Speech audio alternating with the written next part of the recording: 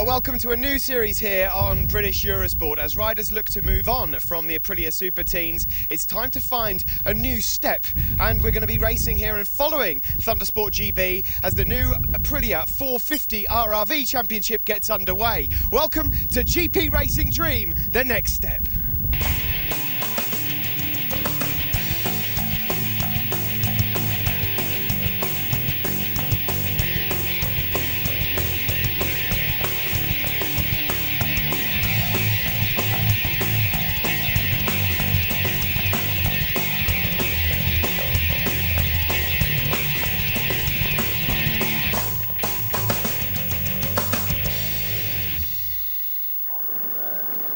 Welcome to Anglesey off the north coast of Wales. This is Thundersport GB and this, the new programme. We've had the GP Racing Dreams for the Aprilia Super Teens. Now it's GP Racing Dreams, the next step. The Aprilia RRV 450 GPs, bigger, faster and great fun. Steve is going to take us on a lap of the track. Thanks very much, Robin. Here we are then at Anglesey. Turn 1 is Target Corner. Very tricky first corner to navigate before making your way into the aptly named Banking Hairpin. This is slightly banked on your knee all the way round. You can travel in here with quite a bit of speed, and these 450s will then rumble up to third or fourth gear before making their way into this very quick right-hander coming up here, Church Corner. Not a lot of room for overtaking here, but it's then up to top gear as these beautiful RRV 450s get up into speeds of around about 130, 140 miles an hour. Flat out right-hander here at school, on your knee, uphill, and then down through the gears, a change of direction into the blind entry of Rocket In. This is off camber, very slippery. There's a little bit of runoff if you make a mistake, but then there's a dip here into the right-hander, Rocket Out. Then up the gears, watch out for the high side, and up towards Peel Corner, named after the great broadcaster John Peel. On your knee again round here. No room for overtaking, I can assure you. Then it opens up, you get great views of Snowdonia and the sea, but eyes on the road, downhill, off camber again, left and right, corkscrew chicane. Then on to another left-hander, the last corner on the Anglesey circuit is Club. Robin, back over to you. Fantastic stuff. Thanks very much, Steve. We'll just enjoy the last few moments as we nip across the start-finish line. There we are. A complete lap of Anglesey and our first race on GP Racing Dream. The next step, Steve's on the grid. Conor Tagg is on pole position for the first 450 race to be shown here on British Eurosport, but the one man that he's got to try and keep ahead of is championship leader, number 43 here, Minart Pavlo, James Folkard from Liverpool. He's an ex-Super Teen champion, just trying to run me over there as well, but also we've got here Jake Dixon, number 35. He did very well this morning in warm-up, and we had a race earlier, and then of course we've got Jamie Thackeray, elder brother of Luke Thackeray, full grid of 450s. Let's get ready to rumble. Thanks very much, Steve. Yes, brilliant stuff. There we see James Folkard, the Liverpool lad on the front row. And, well, yet again, you'd be daft to pick a winner at this stage. So many of these young guys well capable of winning a race or indeed picking up the championship. Away they go then for the first time on GP Racing Dream, the next step. And a lovely start, Steve, from that man Folkard. Yeah, James Folkard, number 43, he is busted off the line and he blitzes away from the rest of the field. Of course, we have had 450 championships in the past with Thundersport GB, but this is the very first season the Aprilia 450 Challenge takes to the grid. It is the long overdue replacement for the iconic Aprilia RS250 Challenge. They are ex-Supermoto machines. We're going to catch up with Ian Newton a little bit later, who's made it all happen, and he'll tell us a little bit more about them. But they are effectively Supermoto machines. Beautiful to the eye, and well, some of these ex-Super Teens are really taking the two of them like ducks to water. None more so than James Folkard, as you just mentioned, leading ahead of Jake Dixon and Conor Tagg there, number 100. Yep, they love the speed of these machines, but what they love best is their nimble handling through the corners. Doesn't matter the twists, the turns, it can handle them all. Oh, not handling them at all, that is... Now, Steve, somebody's gone down. In fact, there's a couple of bikes down there at the top of the hill. Yeah, I think that's Phil Canessa there from North Walsham who's gone down. I understand Phil Page has gone AWOL also, and possibly Sam Cox. Well, that is certainly, there's the two of them at the top of the hill there, and it is the two Phils, Phil Page and Phil Canessa. Such a shame. Phil Canessa coming back from a really unpleasant accident at Snetterton not so long ago, and really good to see him back in the saddle. Well, all gone wrong for him at the beginning of this race. We wish him well in the second race of the day, but up the front at the moment, it's all about hard work, because this mob are going to work really hard to catch the flying James Folkard, and this is a lovely battle for second place at the moment. Yes, Connor Tagg, number 100 there from Reading, battling away with Jake Dixon. Dixon thought about going up the inside there to make his way into second. Jake Dixon, of course, sorry to interrupt, Steve, but Connor Tagg very nearly, that dip in the middle of Rocket Out, nearly caught him out. That was nearly Highside City. He just managed to get back on board. Well, Phil Canessa can only watch from here on in, unfortunately.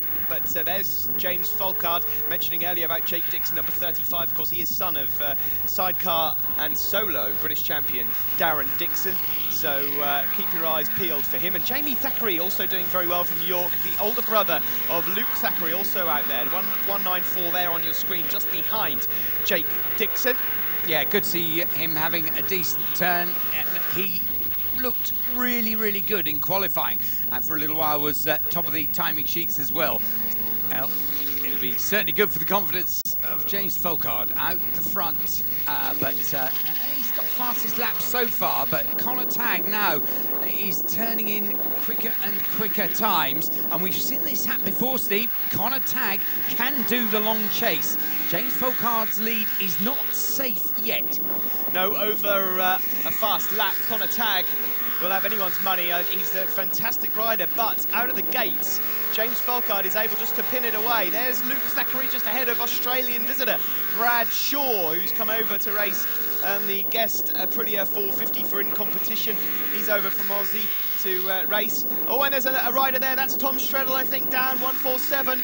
Shame for Tom Streddle. We're losing one or two riders on nearly every single lap here. James Folkard, to keep a little eye out there for James Folkard's little team mascot, Daytona Dick. Thanks to his recent results, he's attracted the attention of American, who's invited them over to Daytona Race of Champions later on in the year. And on James Folkard's pit board, he's got Daytona Dick, the team mascot. And I've been assured by team manager Les Harrison that it is not a condition that any of the guys are looking to come home with. It is their team mascot. Excellent. Well, we wish them the very best of visits to Daytona. Meanwhile, Folkard out the front and leading, and Connor Tagg in second. Connor has just set a fastest lap of the race, so this isn't over yet. He could just get it in the bag. There's Folkard at the moment leading, but Connor Tagg is closing. Yes, the Aprilia 450s had the wonderful news that they would have their opening round as the support round of the World Superbikes earlier on. So the championship coming into this event, Tagg and Folkard were level on points, but Folkard's persistence, and he's so quick out of the gates, has meant that he is now the new leader. There is number 35, Jake Dixon, the former Aprilia Super Team, against another former Super Team of Jamie Thackeray. You can watch, obviously, the Aprilia Super Teams in the GP Racing Dream Show, also on British Eurosport. This is one of the best rides I've ever seen Jamie Thackeray have. Quite often in his Super Team racing days, we saw him knocking on the door of podiums, and then it would all go wrong before the finish of the race. But he's looking much, much more consistent now, and he's really harassing Jake Dixon throughout the entire length of the race. Look at him right there in the wheel tracks of Dixon. Well, meanwhile, at the front here, James Folkard, sponsored by Minard's Pavlo Solicitors, is just looking like gold dust. Connor Tagg is pulling him in. There's no question about that. You can see visually that the gap has been shortened, and Connor Tagg's lap times says it all. But, well, he's going to run out of laps. Yep, there won't be enough race for him, but again, he pops in another quick lap. And, yeah, his best is nearly 3/4 of a second quicker than the best of James Folkard.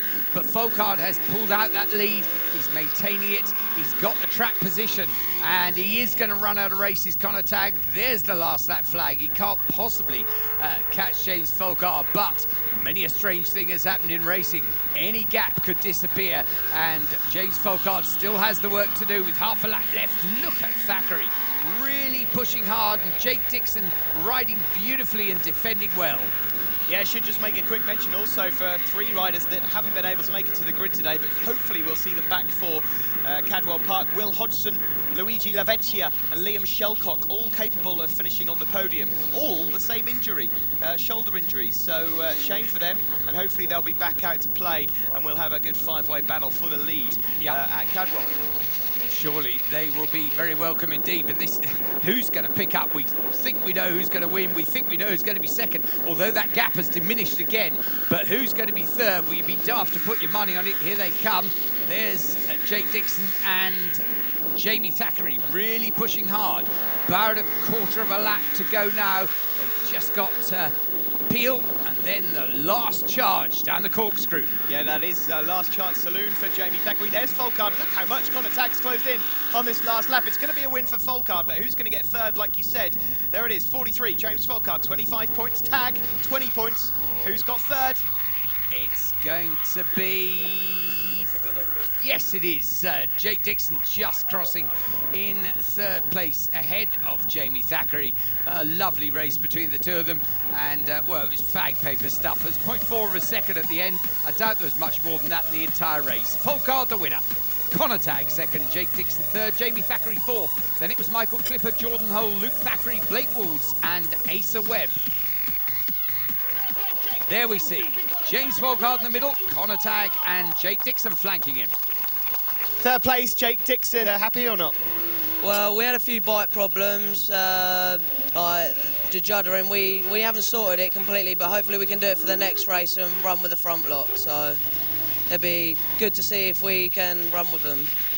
Moving on to second position, Connor Tagg. Connor, you were slowly trying to gain on James towards the end there, but run out of laps. Yeah, James sort of won the race by the first lap, I should say. But it's all right, I was gaining on him lap by lap, but I just didn't get there. Anyone to thank?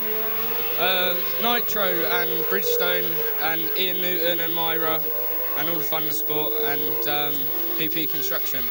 Well done to you, Connor. We'll move on to the race winner, James Folkard. James, this is turning out to be quite a good weekend for you. Yeah, of course, yeah.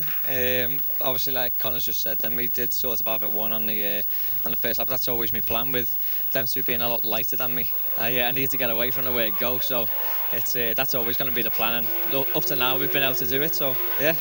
Usual thanks to Minards Pavlo, etc. Of course, yeah. Well, also I want to thank Dave, Les and everyone, because the wind and the rain and overnight has been atrocious. So I've got Sophie and my girlfriends and all their families here, Vic, John. There's too many to mention, but the weather overnight and all that's just so much effort putting in and all the support. And of course, Minards Pavlo, massive thanks to them because I wouldn't be here without them, obviously.